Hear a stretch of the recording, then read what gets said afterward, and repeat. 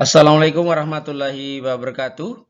Selamat berjumpa kembali dalam pelajaran pendidikan agama Islam untuk anak-anakku kelas 7.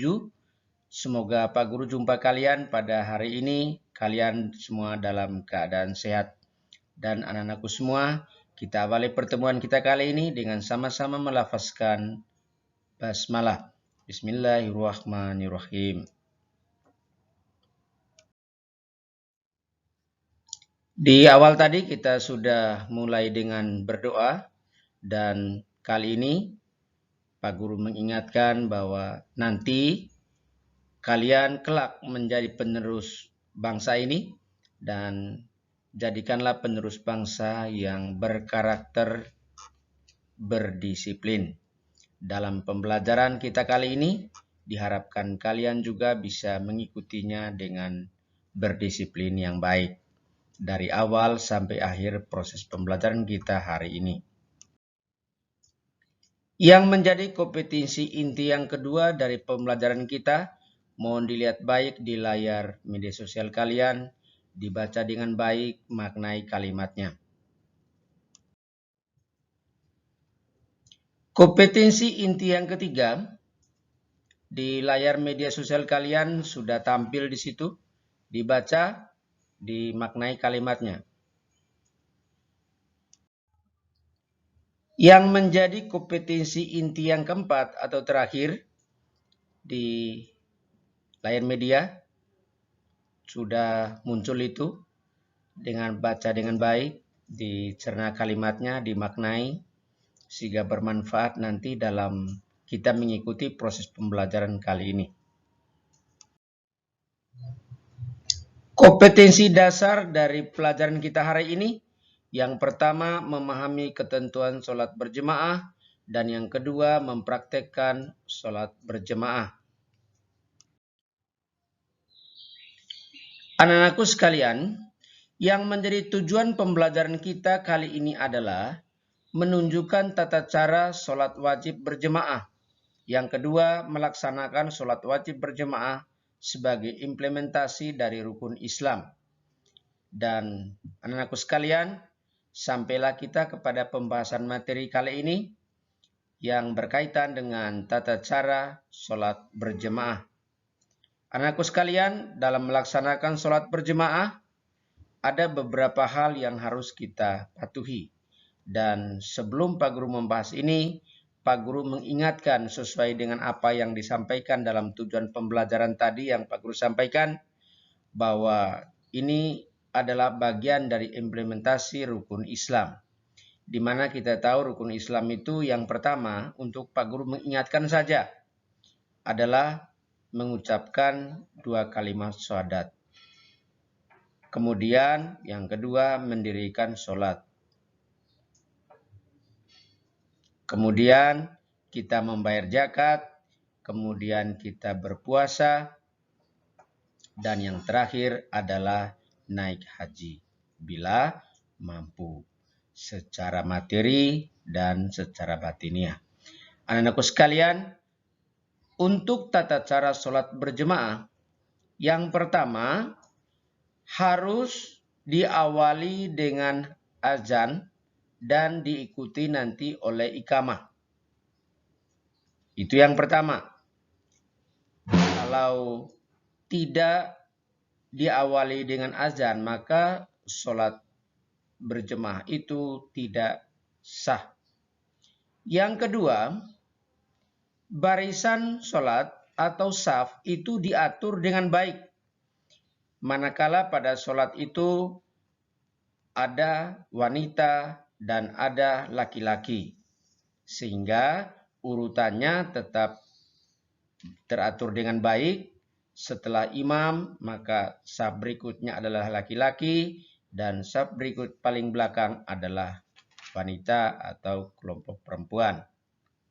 Dan anak-anakku sekalian, kalau barisan sholat atau safnya kita sudah atur dengan baik, dan yang berikutnya adalah harus ada imam. Ketika tidak ada imam, maka sholat berjemaah itu tidak bisa berlangsung. Yang berikutnya, terdapat makmum, ada makmumnya. Jadi kalau sendirian saja itu tidak bisa berlangsung dengan baik. Tetapi kalau karena sholat berjemaah itu pelaksanaannya adalah lebih dari 1 orang. 2 orang, 3 orang, 4 orang, dan seterusnya bisa laksanakan sholat berjemaah. Tapi kalau sendirian, maka tidak bisa kita laksanakan sholat berjemaah. Tetapi manakala kita sedang sholat sendirian, tiba-tiba ada jemaah yang baru datang dan menepuk punggung kita, memegang punggung kita, itu artinya kita mengubah status. Yang tadinya kita sholat sendiri berubah menjadi sholat berjemaah. Maka status kita yang punggungnya tadi ditepuk itu, maka dia berubah menjadi seorang imam. Maka sempurnalah sholat berjemaah itu tadi yang dilakukan kalaupun tidak diawali dengan azan tadi. Tapi biasanya kalau kita sholat berjemaah di masjid, pasti saja ada Bilal yang sudah mendahului azan. Sudah berlangsung lebih dulu. Dan sholat berjemaah tidak bisa kita mendahului kalau kita ada di dalam masjid. Jadi setelah azan dulu baru bisa melaksanakan sholat berjemaah.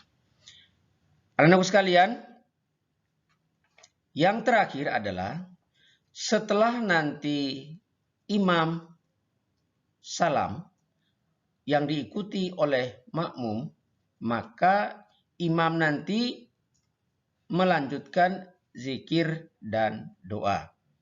Nah, bicara imam zikir dan doa ini memang banyak versinya. Ada imam zikir dan doa dan menghendaki makmum ikut bersama. Tetapi ada juga yang imam melakukan zikir dan doa, dia hanya untuk melaksanakan secara pribadinya. Sehingga dalam hal ini tergantung bagaimana menurut kita. Ketika imam zikir dengan doa sendiri, maka kita pun melakukan dengan cara sendiri. Tetapi ketika imam melakukan zikir dan doa dan menghendaki untuk umum, maka kita bisa mengikuti. Tergantung bagaimana kita sendiri menyikapi kondisi hal seperti itu. Jadi biasanya kalau imam itu melakukan zikir dan berdoa untuk dirinya sendiri, dia tidak menggunakan suara keras. Dia cukup dalam hatinya saja, sehingga kita sebagai makmum sholat tadi bisa melaksanakan zikir dan doa secara pribadi-pribadi. Tetapi manakala imam tadi membaca zikir dan doa itu dengan suara keras, lantang, maka sebagian kita sebagai makmum, kalau kita mau mengikuti silakan. Karena tidak ada paksaan juga. Kalau kita mau mengikuti imam untuk zikir dan doa ya silakan. Kalau tidak ya sendiri, tidak masalah. Ini yang berkaitan dengan tata cara yang terakhir. Anak-anakku sekalian, materi ini cukup singkat. Harapan Pak Guru, kalian bisa baca buku paket yang kalian miliki itu. Dan nanti Pak Guru akan mengirim tugas melalui Google Classroom. Mohon itu dikerjakan dengan baik. Dan kalian nanti bisa melengkapi identitas kalian pada lembar jawaban kalian.